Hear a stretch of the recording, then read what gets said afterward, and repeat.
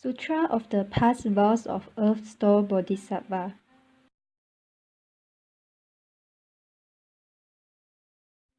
Chapter 1. Spiritual Penetrations in the Palace of the Triasimsa Heaven.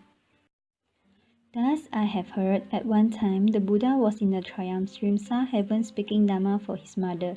At that time, uncountably many Buddhas and great Bodhisattvas, Mahasattvas from infinite worlds in the 10 directions assembled to praise how Shakyamuni Buddha is able to manifest powerfully great wisdom and spiritual penetrations in the evil world of the 5 to be deities.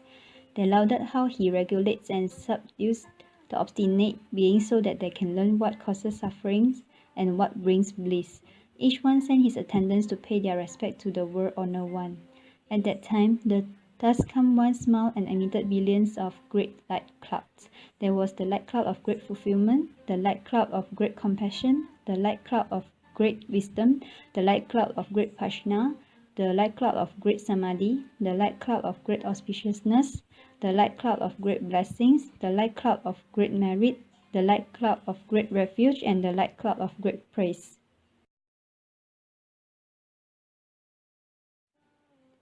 After emitting indescribably many light clouds, he also uttered many wonderful subtle sounds. There was the sound of Dana Paramita, the sound of Shila Paramita, the sound of Shanti Paramita, the sound of Viya Paramita, the sound of Dana Paramita, and the sound of Prajna Paramita. There was the sound of compassion, the sound of joyous giving, the sound of liberation, the sound of no outflows, the sound of wisdom, the sound of great wisdom, the sound of the lion's roar, the sound of the great lion's roar, the sound of thunderclaps, and the sound of great thunderclaps. After he had uttered indescribably many sounds, countless millions of gods, dragons, ghosts, and spirits from the Saha world and other worlds also gathered in the palace of the Triasimsa heaven. They came from the heaven of the 4 kings, the Triasimsa heaven, the Suyama heaven, the Tushita heaven, the blissful transformations heaven, and the heaven of comfort gained through others' transformations. They came from the heaven of multitudes of Brahma, the heaven of the ministers of Brahma, the heaven of the great Brahma Lord, the heaven of lesser light, the heaven of limitless light, the heaven of light sound, the heaven of lesser purity, the heaven of limitless purity, and the heaven of universal purity. They came from the birth of blessings heaven, the love of blessings heaven, the abundant fruit heaven, the no thought heaven, the no affliction heaven, the no heat heaven, the good views heaven, the good manifestation heaven, the ultimate form heaven, the Maheshvara heaven, and so forth, up to the heaven of the station of neither thought nor non-thought. All those groups of gods, dragons, ghosts, and spirits come and gather together. Moreover, sea spirits, river spirits, stream spirits, tree spirits, mountain spirits, earth spirits, brook and marsh spirits, sprout and seedling spirits, day, night and space spirits, heaven spirits, food and drink spirits, grass and wood spirits, and other such spirits from the Saha and other worlds came and gathered together.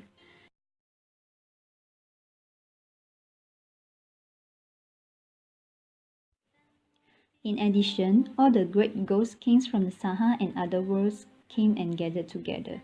They were the Ghost King Evil Eyes, the Ghost King Blood Drinker, the Ghost King Essence and Energy Eater, the Ghost King Fetus and Egg Eater, the Ghost King Spreader of Sickness, the Ghost King Collector of Poisons, the Ghost King Kind-Hearted, the Ghost King Blessings and Benefits, the Ghost King Great Regard and Respect, and others.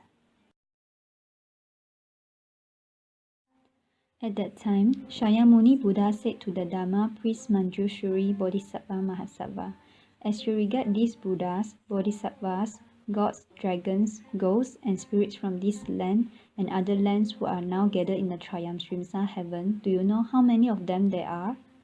Manjushri said to the Buddha, "World-Honored One, even if I were to measure and reckon with my spiritual powers for 1,000 eons, I still would not be able to know how many of them there are." The Buddha told Manjushri, "Regarding them with my Buddha eye, their numbers cannot be exhausted. Those beings have been taken across, are being taken across, will be taken across, have been brought to accomplishment, are being brought to accomplishment, or will be brought to accomplishment by Earth Store Bodhisattva throughout many eons." Manjushri said to the Buddha, "Were Honor One, throughout many eons I have cultivated good roots and my wisdom has been certified as unobstructed. When I hear what the Buddha says, I immediately accept it with faith. But hearers of small attainment, gods, dragons, and the rest of the Eightfold Division, and beings in the future who hear the thus come one's true and sincere words, will certainly harbor doubts. Even if they receive the teaching most respectfully, they will still be unable to avoid slandering it.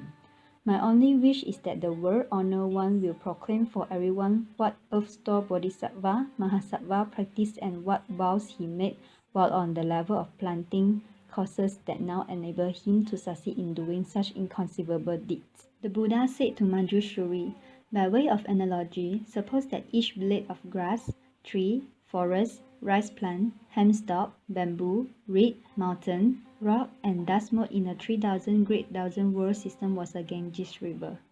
Then suppose that each grain of sand in each of those Ganges rivers was a world, and that each dust mote in each of those worlds was an eon. Then suppose that each dust mote accumulated in each of those eons was itself an eon. The time elapsed since Earth-Store Bodhisattva was certified to the position of the 10th ground is 1,000 times longer than in the above analogy. Even longer was the time that he dwelt on the levels of Hearer and Pratika Buddha." Manjushri, the awesome spiritual strength and vows of these bodhisattvas are inconceivable. If good men or women of the future hear this bodhisattva's name, praise him, behold, and bow to him, call his name, make offerings to him, or if they draw, carve, cast, sculpt, or make liquid images of him, such people will be reborn in the heaven of the 33 100 times and will never fall into the evil path. Manjushri, indescribably many eons ago, during the time of Buddha named Lion Spring, complete in the 10,000 practices thus come one, Earth-Store Bodhisattva Mahasattva was the son of a great elder. That elder's son, upon observing the Buddha's hallmarks and fine features and how the 1,000 blessings adorned him, asked the Buddha what practices and vows made him so magnificent. Lion Spring, complete in the 10,000 practices thus come one, then said to the elder's son, "If you wish to have a body like mine, you must first spend a long time liberating beings who are undergoing suffering." Manjushri, that comment caused the elder's son to make a vow.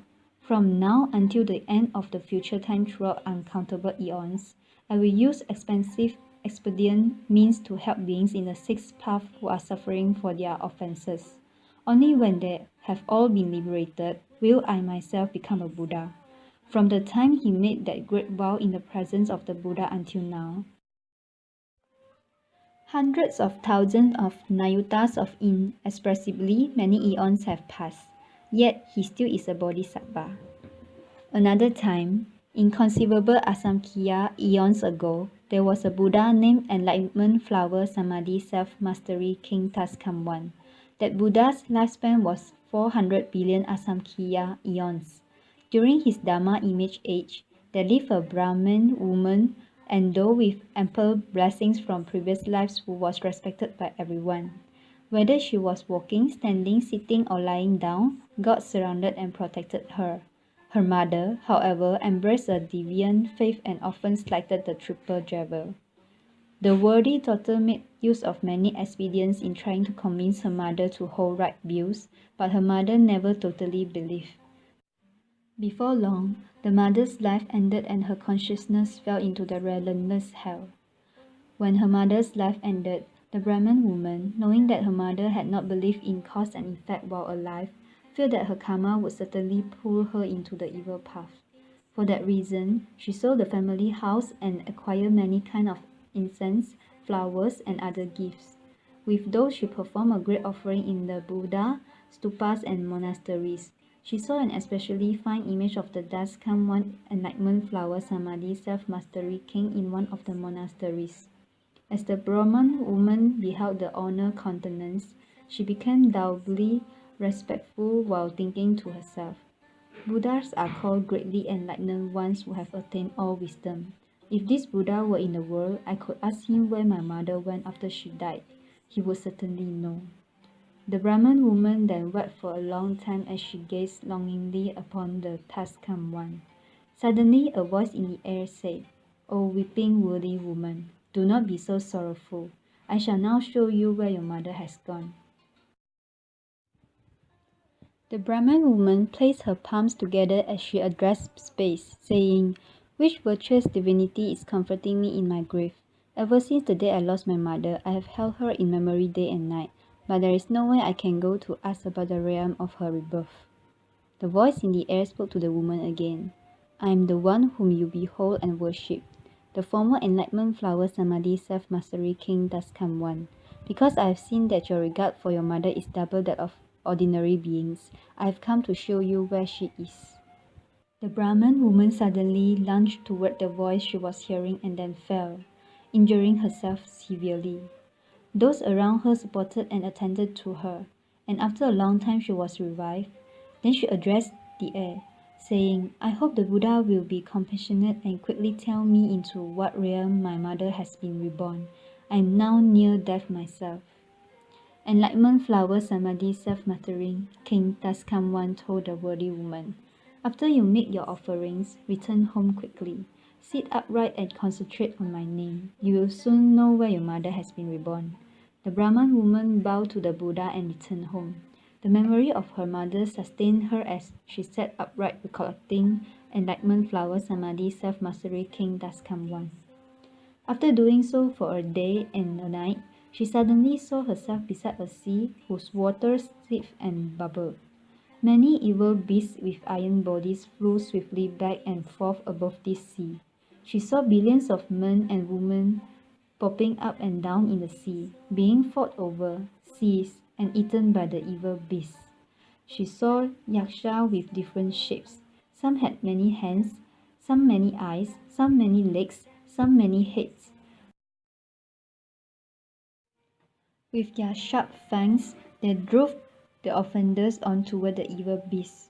Or the shakyas themselves seized the offenders and twisted their heads and feet together into shapes so horrible that no one would dare even look at them for long. During that time, the Brahman woman was naturally without fear due to the power of recollecting the Buddha. A ghost king named Poisonous bowed his head in greeting and said to the worthy woman, "Welcome, O Bodhisattva. What conditions bring you here?"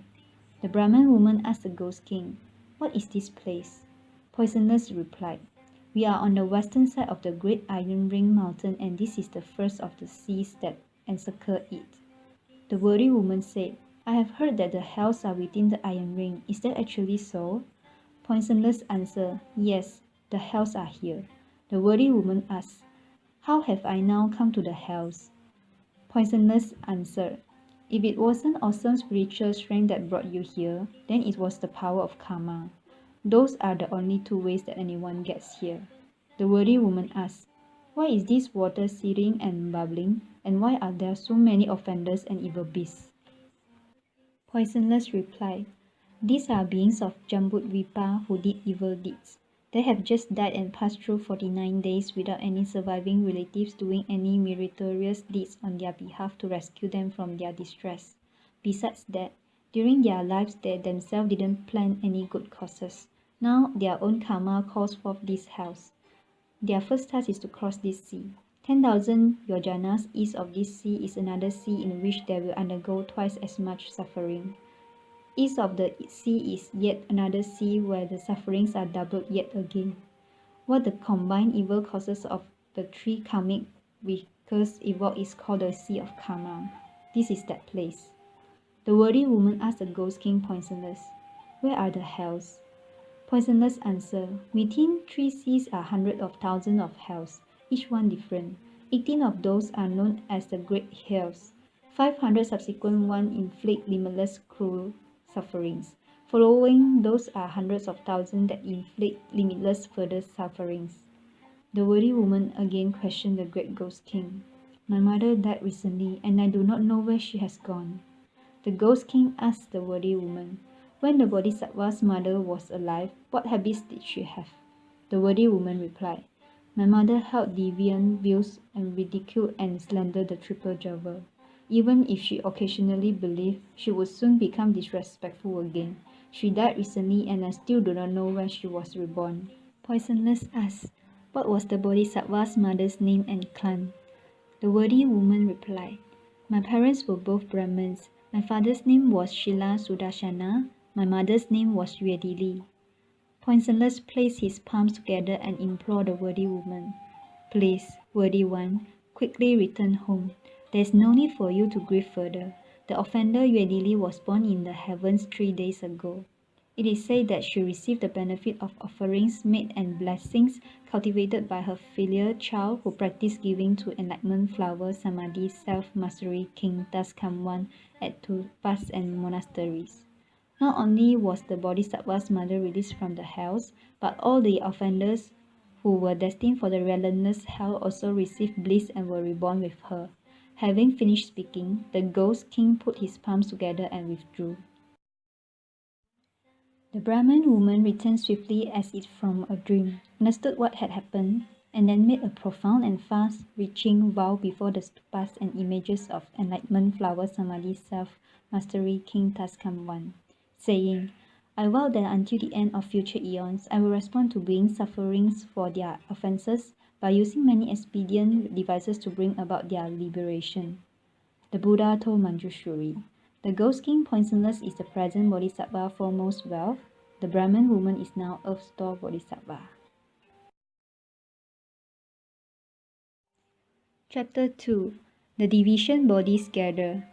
At that time, the division bodies of Earth Store Bodhisattva began gathering in the palace of Trianshrimsa heaven from billions of inexpressible, inconceivable, immeasurable, ineffable, limitless ashamkiyas of worlds.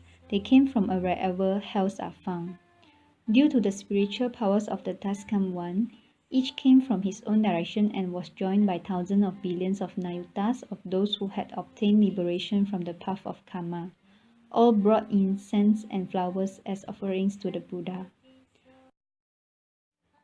Those groups who came were irascible from Anuttara Samyak Sambodhi because they had been taught and transformed by Earth Store Bodhisattva. For long eons, they had wandered in birth and death, undergoing suffering within the sixth path without even temporary respite.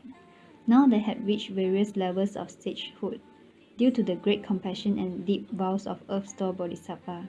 They felt joyful as they arrived at the Trianshrimsa heaven and gazed at the Taskamwan, their eyes not leaving him for a moment.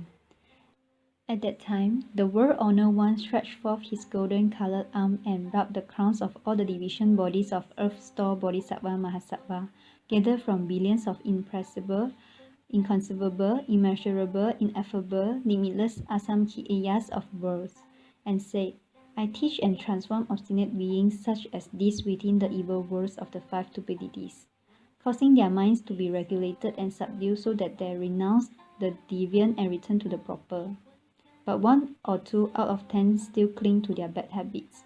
For them, I again divide into thousands of billions of bodies and use numerous additional expedient means. Those with keen roots will listen and immediately believe. Those with good rewards will respond to exhortation and strive to succeed. Those who are dim and dull will only return after being taught for a long time. Those whose karma is heavy will fail to show any respect. My division bodies take a cross and liberate all those different kinds of beings. I may appear in a male body, I may appear in a female body, I may appear in the body of a god or dragon, I may appear in the body of a spirit or ghost. I may appear as a mountain, a forest, a stream, a spring, a river, a lake, a fountain, or a well in order to benefit people. I use all these ways to save beings.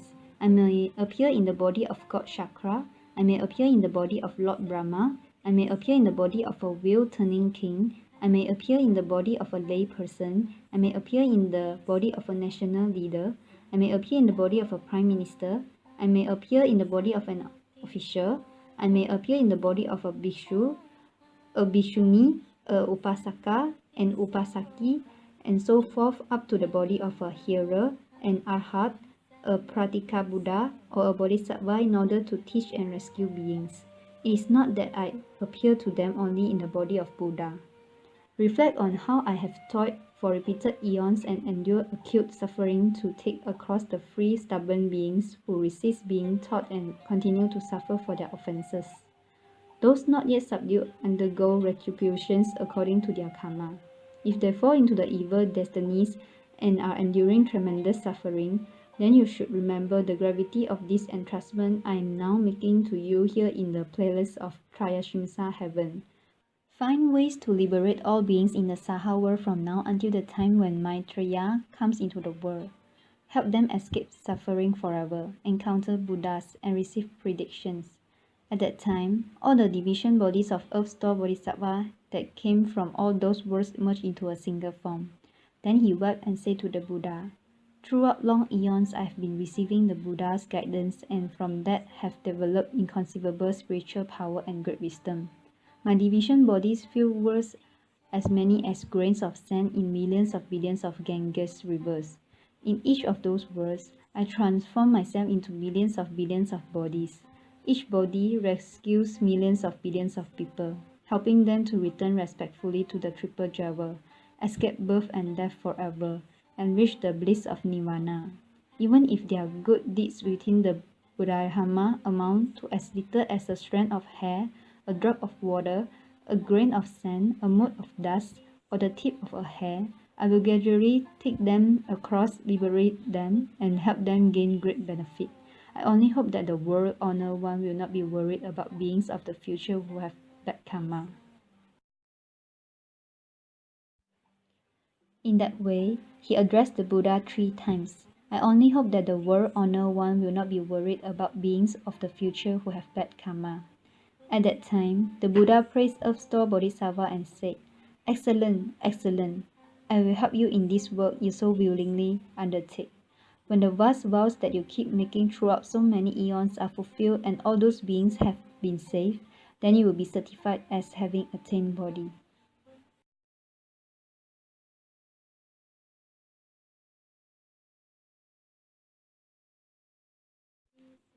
Chapter 3. Contemplating the Karmic Conditions of Beings.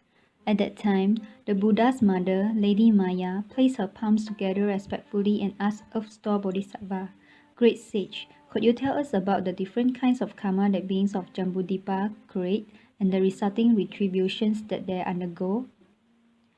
Earth Store replied, "There are millions of worlds and lands that may or may not have women, may or may not have health, may or may not have the Buddhadharma, and so forth up to having or not having hearers and pratika Buddhas. Since the worlds differ, the retributions in the hells also differ." Lady Maya spoke again to the Bodhisattva, "Could you please tell us about the offenses committed by those in Jambudvipa that result in retributions in the evil destinies?" Earth Store replied, "Worthy Mother, please listen as I speak briefly about that." The Buddha's mother answered, "Great sage, please do tell us about it." Then Earth Store Bodhisattva said to the worthy mother, "Retributions that result from offenses committed in Jambudvipa are described like this. Beings who are not filial to their parents, even to the point of harming or killing them, will fall into the relentless hell where for thousands of billions of eons they will seek escape in vain. Beings who shed the Buddha's blood, slander the triple jewel, and do not venerate sutras will fall into the relentless hell where for thousands of billions of eons they will seek escape in vain.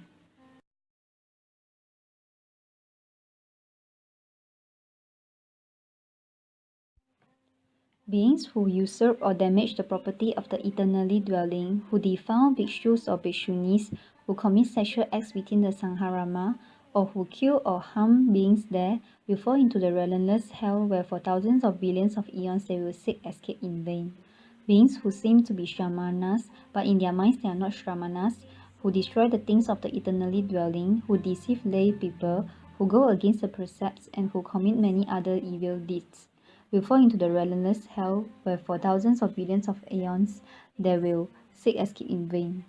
Beings who steal the wealth or property of the eternally dwelling, including its grains, food and drink and clothing, or who take anything at all that was not given to them,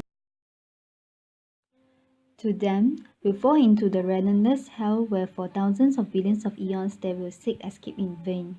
Earth Store continued, "Worthy Mother, Beings who commit such offences will fall into the fivefold relentless hell, where they will constantly seek temporary relief from their suffering but will never receive even a moment's relief. Lady Maya further asked Earth Store Bodhisattva, "Why is that hell called relentless?" Earth Store replied, "Worthy Mother, all the hells are within the great Iron Ring Mountain. The 18 great hells and the 500 subsequent ones each have their own names. There are hundreds of thousands more that also have their own names. The relentless hell is found within a city of hells that encompasses more than 80,000 square miles. The city is made entirely of iron. An unbroken mass of fire extends for 10,000 miles above the city. Within the city are many interconnected hells, each with a different name. There is just one hell called relentless. Its circumference is 18,000 miles. The wall of that hell is 1,000 miles high, totally made of iron, and covered with a fire burning downward that is made by a fire burning upward. Iron snakes and dogs spewing fire race back and forth along the top of that wall. In that hell, there is a bed that extends for 10,000 miles. One person undergoing punishment sees his or her own body covering the entire bed. When hundreds of thousands of people undergo punishment simultaneously, each still sees his or her own body covering the bed. That is how retributions are undergone by those with the same karma. These offenders undergo extreme suffering. Hundreds of thousands of yakshas and other evil ghosts display fangs like swords and eyes like lightning as they pull and drag the offenders with their brass claw hands. Other yakshas wield huge iron halberds that they use to pierce the offenders' mouths and noses or stab their bellies and backs. They toss the offenders into the air and then catch them by skewering them into the halberds, or they let them drop onto the bed. Iron eagles peck at the offenders' eyes and iron serpents wrap around their necks. Long nails are driven into all their limbs. Their tongues are pulled out, stretched, and then plowed through. Their internal organs are gouged out, sliced, and minced. Molten copper is poured into their mouths, and their bodies are bound with hot iron. Responses to their karma go on like that throughout hundreds of thousands of deaths and rebirths. They pass through hundreds of millions of eons seeking escape in vain. When this world is destroyed, they find themselves in another world. When that world is destroyed, they pass on to another one. When that world too is destroyed, they move on to another one. When this world comes into being again, they return here. The situation involving relentless retribution for offenses is like that. Moreover, 5 karmic responses account for the name relentless. What are the 5? First, it is said to be relentless because punishment is undergone day and night throughout many eons without ceasing for a moment. Second, it is said to be relentless because one person feels it in the same way that many people feel it. Third, it is said to be relentless because repeated punishment continue without cease throughout years that stretch into nayotas of eons.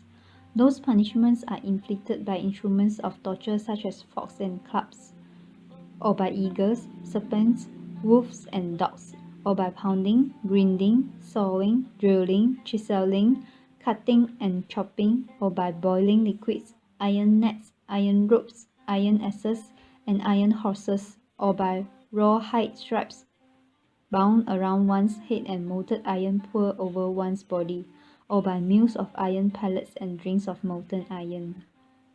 Fourth, it is said to be relentless because all beings undergo karmic responses based on the offenses that they have committed, whether they be men, women, savages, old, young, honorable, or lowly, whether they be dragons, spirits, gods, or ghosts.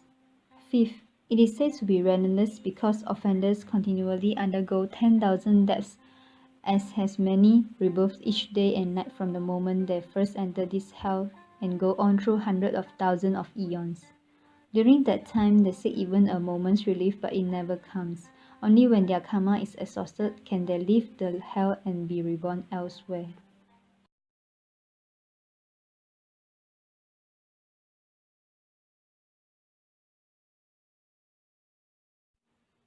Earth Store Bodhisattva said to the worthy mother, "That is a brief description of the relentless hell. If I were to speak extensively about the names of all the implements of punishment in the hells and all the sufferings there, I could not finish speaking in an entire eon. After hearing that, Lady Maya placed her palms together sorrowfully, made obeisance, and withdrew.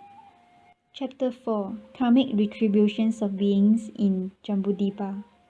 At that time, Earth-Store Bodhisattva said to Buddha, "World Honor One, because I received the awesome spiritual strength of the Buddha, thus come one, I am able to divide my body and rescue beings who are undergoing karmic retributions everywhere in billions of worlds. If it were not for the great compassionate strength of the Taskam One, I would be unable to manifest such changes and transformations.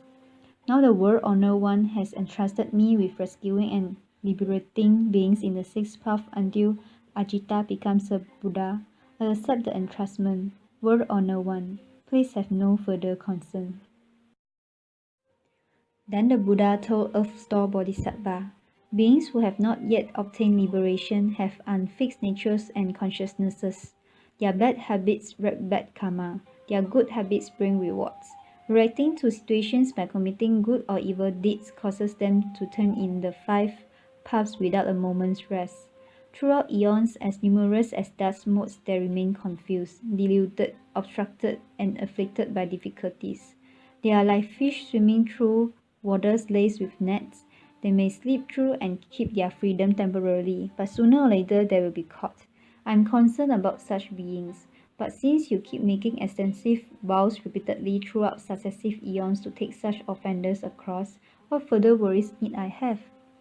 After that was said, a Bodhisattva Mahasattva in the assembly named Samadhi Self-Mastery King said to the Buddha, "World Honor One, what vows has Earth-Store Bodhisattva made during so many successive eons that now cause him to receive the World Honor One's special praise? We hope the World Honor One will tell us about this."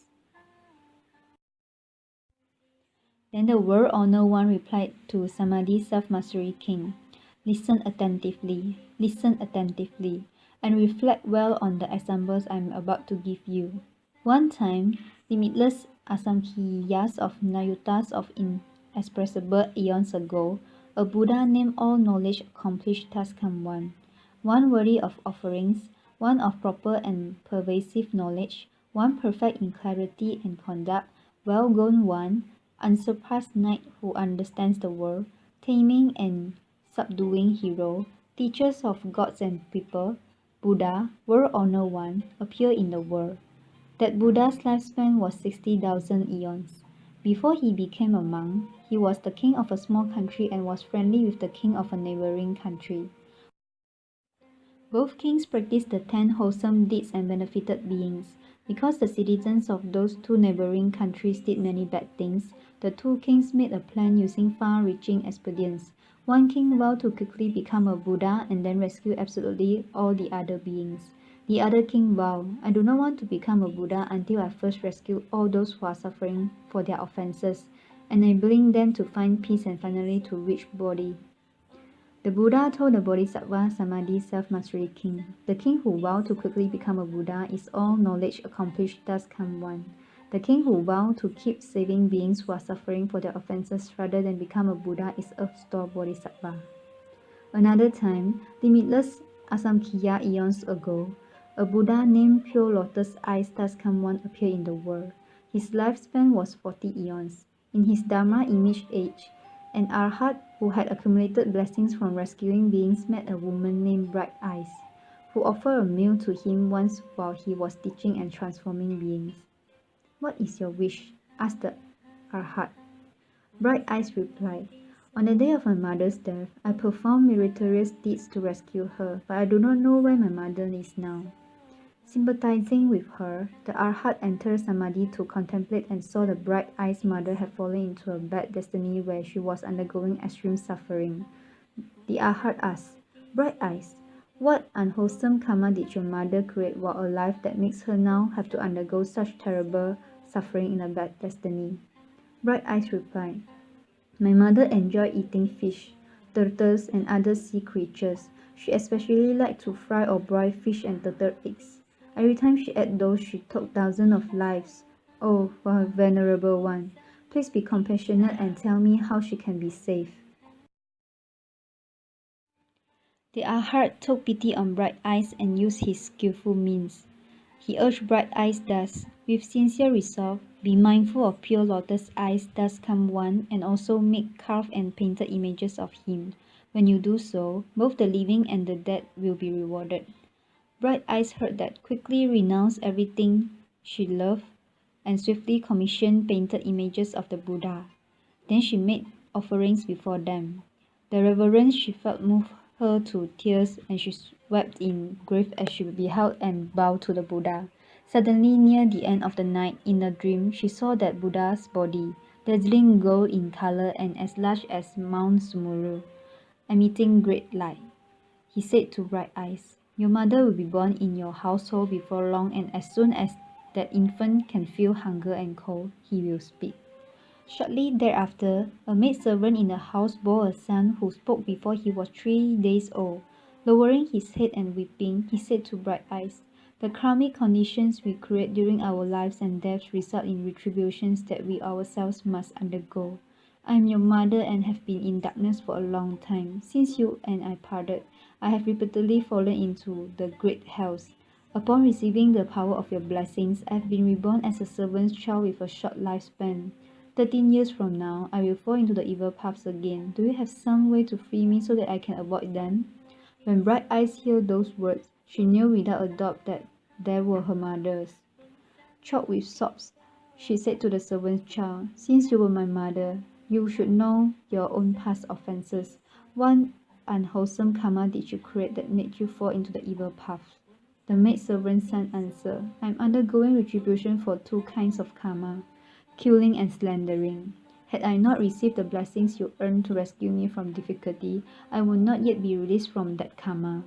Bright Eyes asked, what happens in the hells when beings undergo retribution for their offenses? The maidservant's son answered, I can't bear to speak of the ways in which beings suffer for their offenses. Even if I were to live for 100,000 years, I would find it hard to talk about. When Bright Eyes heard that, she wept bitterly and spoke into the air, saying, I vow that my mother will be released from the hells forever. At the end of these 13 years, she will be done with her heavy offenses and will not go back to the evil path. O Buddhas of the 10 directions, with your compassion and sympathy, please listen to the vast and mighty vow that I am making for the sake of my mother. If my mother never again enters the 3 evil paths, is never again born into low stations, and will never again be female, then here before the image of pure lotus eyes thus come one, I vow that from this day on, throughout millions of billions of eons, I will respond to all beings who are undergoing suffering for their offenses in the hells or the 3 evil paths of any world. I vow to rescue them from the bad destinies of the hells, hungry ghosts, animals, and the like. Only after beings with such retributions have all become Buddhas will I myself achieve proper enlightenment. After making that vow, she clearly heard pure lotus eyes thus come one say to her, Bright Eyes, your own great compassion and sympathy will reach your mother through this mighty vow that you are making. My contemplation shows me that after 13 years, your mother will be done with this retribution and will be born as a Brahman with a lifespan of 100 years. After that retribution, she will be born in the land of no concern with a lifespan of uncountable eons. Later, she will realize the fusion of Buddhahood and save people and gods as numerous as sand grains in the Ganges. Shakyamuni Buddha told Samadhi Self-Mastery King, the Arhat whose blessings helped Bright Eyes then is now inexhaustible intention Bodhisattva. The mother of Bright Eyes is now Liberation Bodhisattva. Bright Eyes herself is now Earth Store Bodhisattva. He has been extending his compassion and sympathy like that from distant eons onwards by making vows as many as Ganges sends to rescue vast numbers of beings. Men and women in the future may fail to do good deeds and only do evil, may not believe in cause and effect, may indulge in sexual misconduct and false speech, may use divisive and harsh speech, and may slander the great vehicle. Beings with karma like that should certainly fall into bad destinies. But if they encounter good and wise advisors who exhort them and lead them to quickly take refuge with Earth Store Bodhisattva, then those beings will just as quickly be released from their retributions in the 3 evil paths. If those beings are determined and respectful, if they behold, bow to, and praise the Bodhisattva, and if they make offerings of flowers, incense, clothing, jewels, food, and drink to him, they will enjoy supremely wonderful bliss in the heavens for millions of billions of eons. When their blessings in the heavens end and they born as people, throughout hundreds of thousands of eons, they will have the potential to be national leaders able to remember all aspects of causes and effects from previous lives. O Samadhi Self-Mastery King, Earth-Store Bodhisattva has such inconceivable, great, awesome spiritual power that he uses expansively for the benefit of beings. All of you Bodhisattvas should remember this sutra and proclaim and spread it far and wide. Samadhi Self-Mastery King Bodhisattva said to the Buddha, World Honor One, please do not be concerned. With thousands of billions of Bodhisattvas, Mahasattvas, based on the Buddha's awesome spiritual strength, will certainly proclaim this sutra widely throughout Jambudvipa for the benefit of beings. Having spoken thus to the World Honor One, Samadhi Self-Mastery King Bodhisattva put his palms together respectfully, bowed and withdrew. At that time, the four heavenly kings rose from their seats, put their palms together respectfully, and said to the Buddha, World Honor One, Earth-Store Bodhisattva has been making such great vows from distant eons past until now. Why is it that even now he has not yet finished taking beings across? Why does he continue to renew his vast and mighty vows? Please, World Honor One, explain that for us. The Buddha told the four heavenly kings, Excellent, excellent. Now, to benefit you and to extend that benefit to people and gods of the present and future, I will speak about how Earth-Store Bodhisattva out of compassion and pity uses expedient devices within the paths of birth and death in the Jambudvipa in the Saha world to rescue, take across and liberate beings who are undergoing suffering for their offenses. The four heavenly kings replied, Please, World Honor One, we would like to hear about his work. The Buddha told the four heavenly kings, From distant eons past up to the present, Earth-Store Bodhisattva has been rescuing and liberating beings. Since his vows are still not fulfilled, he continues with compassion and sympathy to help beings suffering for their offenses in this world. Moreover, he sees the ceaseless tangle of their causes extending on through infinite future eons. Because of that, he renews his vows. Thus, in this Saha world, on the continent of Jambudvipa, this Bodhisattva teaches and transforms beings by means of millions of billions of expedient devices. O four heavenly kings, to killers, Earth-Store Bodhisattva say that short lifespans will be the retribution. To robbers, he says that poverty and acute suffering will be the retribution. To those who indulge in improper sex, he says that rebirth as pigeons or as mandarin drags or ducks will be the retribution. To those who use harsh speech, he says that quarreling families will be the retribution. To those who slander, he says that being tauntless and having cankerous mouths will be the retribution. To the hateful, he says that being ugly and crippled will be the retribution. To the stingy, he says that not getting what they seek will be the retribution. To gluttons, he says that hunger, thirst, and sicknesses of the throat will be the retribution. To hunters, he says that a frightening insanity that destroys one's life will be the retribution. To those who oppose their parents, he says that being killed in natural disasters will be the retribution. To arsonists who burn mountains and forests, he says that trying to take their own life in the confusion of insanity will be the retribution. To cruel parents or step-parents, he says that being flogged in the future lives will be the retribution. To those who net and trap young animals, he says that being separated from one's own children will be the retribution. To those who slander the triple jewel, he says that being blind, deaf, or mute will be the retribution. To those who slight the Dharma and regard the teachings with arrogance, he said that remaining in the bad path forever will be the retribution. To those who destroy or misuse possessions of the eternally dwelling, he says that revolving in the hells for hundreds of millions of eons will be the retribution. To those who defile the pure conduct of others and bear false witness against members of the Sangha, he said that remaining in the animal realm forever will be the retribution. To those who scalp, burn, behead, maim, or otherwise harm beings, he said that undergoing the very same suffering will be the retribution. To those who violate precepts and the regulations of pure eating, he says that being born as birds or beasts that must suffer from hunger and thirst will be the retribution. To those who make unprincipled and destructive use of things, he said that being unable to ever obtain what they seek will be the retribution. To the arrogant and haughty, he says that being servile and of low station will be the retribution. To those who use backbiting to cause discord among others, he said that being tongueless or having speech impediments will be the retribution. To those with deviant wills, He said that being reborn in backward regions will be the retribution. The bad habits involving body, mouth, and mind karma that beings of Jambudvipa perpetuate result in hundreds of thousands of retributions like those. I've only listed a few examples here, since the varying karma created by beings of Jambudvipa brings about different responses. Earth-store Bodhisattva uses hundreds of thousands of expedient means to teach and transform beings. Those beings must first undergo tribulations such as those, and then fall into the hells, where they pass through eons without being able to escape. You should therefore protect people and nations. Do not allow the accumulation of karma to confuse beings. Upon hearing that, the 4 heavenly kings wept in sorrow, placed their palms together and withdrew. Chapter 5. The Names of the Hells. At that time, Universal Worthy Bodhisattva Mahasattva said to Earth-store Bodhisattva, Humane One, for the sake of gods and dragons, those in the fourfold assembly, and all other beings of the present and future, please tell us the names of the hells where beings in the Saha world on the continent of Jambudvipa must suffer retributions for offences they commit. Please also describe what happens during the retributions undergone for evil deeds, so that beings in the future Dharma ending age will know what those retributions are. Earth-store Bodhisattva replied, Humane One, based on the awesome spiritual power of the Buddha and relying on your strength, great Bodhisattva, I will give a general list of the names of the hells and describe some of what happens during retributions undergone for offences and evil deeds. Humane One, in eastern Jambudvipa there is a mountain range called Iron Ring. That mountain range is pitch black because the light of the sun and moon does not shine on it. A great hell named ultimately Relentless is located there.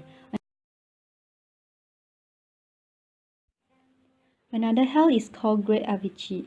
There is also a hell called Four Horns, a hell called Flying Knives, a hell called Fiery Arrows, a hell called Squeezing Mountains, a hell called Piercing Spears, a hell called Iron Carts, a hell called Iron Bats, a hell called Iron Oxen, a hell called Iron Clothing, a hell called Thousand Blades, a hell called Iron Asses, a hell called Molten Copper, a hell called Embracing Pillar, a hell called Flowing Fire, a hell called Plowing Tongue, a hell called Hacking Heads, a hell called Burning Feet, a hell called Packing Ice, a hell called Iron Pellets, a hell called Quarreling, a hell called Iron Axe, and a hell called Massive Hatred. Earth-store Bodhisattva said, Humane One, within the Iron Ring are endless hells like that. There is also the hell of crying out, the hell of pulling tongues, the hell of dung and urine, the hell of copper locks, the hell of fire elephants, the hell of fire dogs, the hell of fire horses, the hell of fire oxen, the hell of fire mountains, the hell of fire rocks, the hell of fire beds, the hell of fire beams, the hell of fire eagles, the hell of sawing teeth, the hell of flaying skin, the hell of drinking blood, the hell of burning hands, the hell of burning feet, the hell of hanging hooks, the hell of fire rooms, the hell of iron cells, and the hell of fire wolves. Each of those hells contains lesser hells numbering from 1, 2, 3, 4 to hundreds of thousands. Each of those lesser hells has its own name. Earth-store Bodhisattva told Universal Worthy Bodhisattva, Humane One, such are the karmic responses of beings in the Jambudvipa who commit evil deeds. The power of the karma is extremely great. It rivals Mount Sumera in its height. It surpasses the great oceans in its depths. It obstructs the path leading to sagehood. For that reason, beings should never think that minor bad deeds are unimportant or assume that they do not count as offences. After death, there will be the retributions to undergo that reflect all those details. Fathers and sons have the closest relationship, but their roads diverge and each must go his own way. Even if they meet, neither would consent to undergo suffering in the other place. Now, based on the awesome spiritual power of the Buddha, I will describe some of the retributions for offences that take place in the hells. Please, Humane One, listen for a moment to what I'm going to say. Universal Worthy replied, I have long known of retributions that come about in the 3 evil paths. My hope in asking the Humane One to describe them is that when beings in the future Dharma ending age who are committing evil deeds hear the Humane One's descriptions, they will be moved to take refuge with the Buddha. Earth-store said, Humane One, this is what happens during retributions in the hells. Offenders may go to a hell which their tongues are stretched out and plowed through by cattle, or to a hell in which their hearts are pulled out and eaten by yakshas, or to a hell in which their bodies are cooked in cauldrons of boiling oil, or to a hell in which they are forced to embrace red-hot copper pillars, or to a hell in which they are burned by a fire that constantly pursues them, or to a hell in which cold and ice are all pervasive, or to a hell in which excrement and urine are endless, or to a hell in which flying mazes are unavoidable, or to a hell in which fiery spears stab them repeatedly, or to a hell in which they are constantly beaten on the chest and backs, or to a hell in which their hands and feet are burned, or to a hell in which they are bound by iron snakes that coil around them, or to a hell in which they are pursued by racing iron dogs, or to a hell in which their bodies are stretched by iron mills. Human one, to inflict these retributions in each hell, hundreds of thousands of instruments made of copper, iron, stone, or fire arise from karmic forces. Those four materials come into being in response to the kinds of karma that offenders create. If I were to explain in detail what happens during retributions in the hells, then I will need to tell of the hundreds of thousands of sufferings that must be undergone in each specific hell. How much more would that be the case for the sufferings in all the many hells? Now, having based myself upon the awesome spiritual power of the Buddha, I have given a general answer to the human one's question, for if I were to speak in detail, it would take eons. Chapter 6. The Tascam One's Praises. At that time, the World Honor One emitted a great bright light from his entire body, totally illuminating Buddha lands as many as grains of sand in millions of billions of Ganges rivers. His strong voice reached all the Bodhisattvas, Mahasattvas in those Buddha lands, as well as the gods, dragons, ghosts and spirits, humans, non-humans and others. As he said, "Listen today, as I praise Earth-Store Bodhisattva Mahasattva, who displays inconceivable awesome spiritual strength and compassionate power throughout the 10 directions in rescuing and protecting beings who are suffering for offenses they have committed. After I pass into tranquility, all of you Bodhisattvas, Mahasattvas, and all of you gods, dragons, ghosts, spirits, and others should use vast numbers of expedient means to protect this sutra and to cause all beings to attain the bliss of nirvana." After that was said, a Bodhisattva named Universally Expansive rose in the assembly, placed his palms together respectfully, and said to the Buddha, "We are now about to witness the World Honor One praising Earth-Store Bodhisattvas' inconceivable great awesome spiritual virtue. We hope that the World Honor One will also aid beings in the future Dharma ending age by telling us about how Earth-Store Bodhisattva benefits people and gods, and about the workings of cause and effect that will help the gods, dragons, and the rest of the Eightfold Division, along with beings of the future, to receive the Buddha's teaching respectfully." At that time, the World Honor One said to the Bodhisattva Universally Expansive, and to all those in the Fourfold Assembly, "Listen attentively, listen attentively. I will briefly describe to you how Earth-Store Bodhisattvas' virtuous deeds keep benefiting people and gods." Universally Expansive replied, "Excellent, World Honor One, we will be happy to listen." The Buddha told the Bodhisattva Universally Expansive, "If, in the future, good men or women, upon hearing Earth-Store Bodhisattva Mahasattva's name, place their palms together, praise him, bow to him, or gaze at him in worship, they will overcome 30 eons worth of offenses."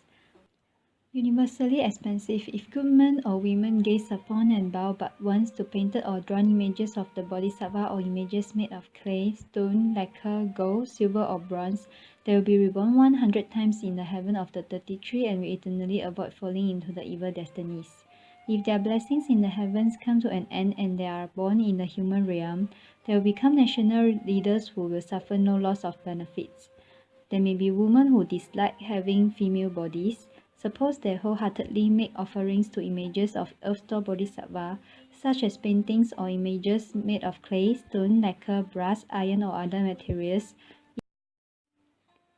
If they continually make offerings day after day without fail, of flowers, incense, food, drink, clothing, colors, silks, banners, money, jewels, and other items, then when those good women finish their current female retributions, throughout thousands of millions of eons they will never again be born in worlds where there are women, much less be one, unless they choose to prove the strength of their compassionate vows in order to liberate beings. Based on the strength of their offerings to Earth-Store Bodhisattva and the power of their meritorious virtues, they will not be born with female bodies for hundreds of thousands of eons. Moreover, Universally Expansive, some women may have imperfect features or be prone to sickness. Disliking those problems, they can sincerely gaze at and bow to images of Earth-store Bodhisattva with sincere resolve for even just a few minutes, and consequently, throughout millions of future eons of rebirth, they will continually be endowed with full and perfect features. If those women whose features are currently imperfect do not dislike having female bodies, then throughout millions of billions of lives, they will always be born as women of royal lineage, or will marry into royalty, or will become daughters of prime ministers, or women in prominent families, or daughters of great elders. They will be of upright birth and full feature.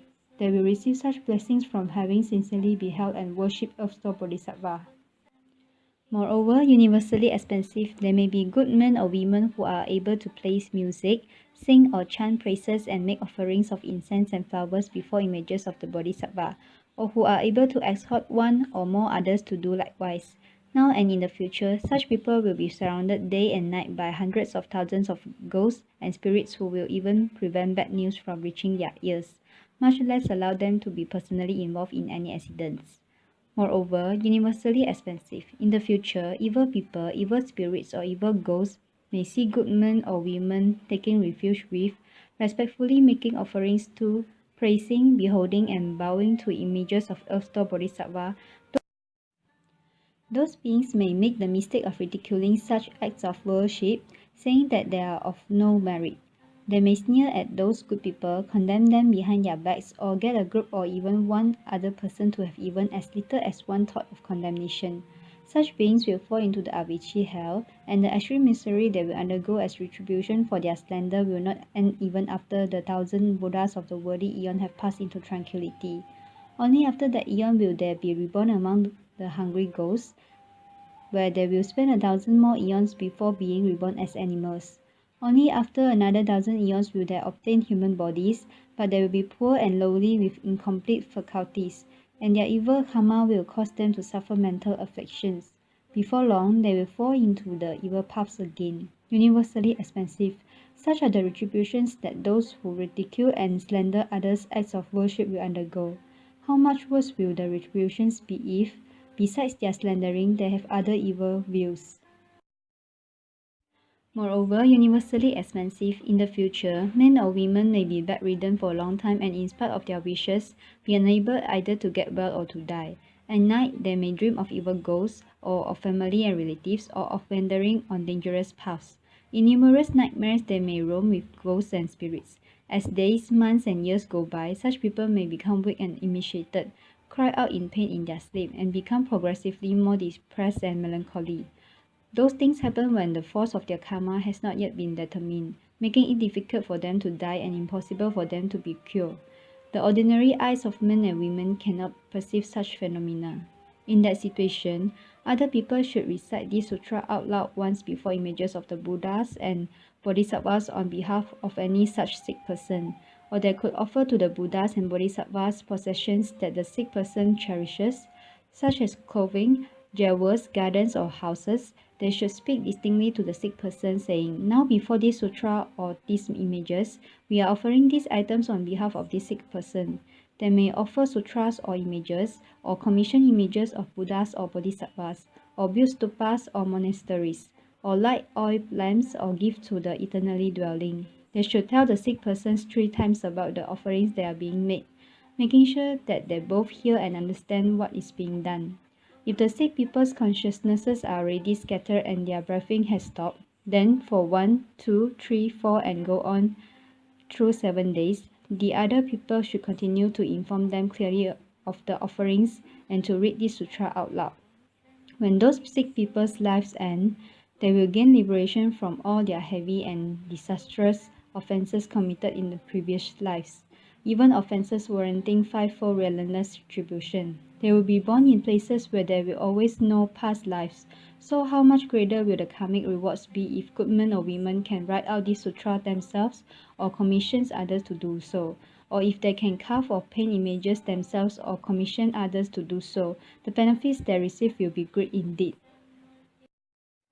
Therefore, universally expansive, if you see people reading and reciting this sutra or even having a single thought of praise for it, or if you meet someone who reveres it, you should employ hundreds of thousands of expedients to exhort such people to be diligent and not retreat. In both the present and the future, they will be able to obtain thousands of billions of inconceivable meritorious benefits. Moreover, universally expansive, beings in the future, while dreaming or drowsy, may see ghosts, spirits, and other forms that are either sad, weeping, worried, fearful, or terrified.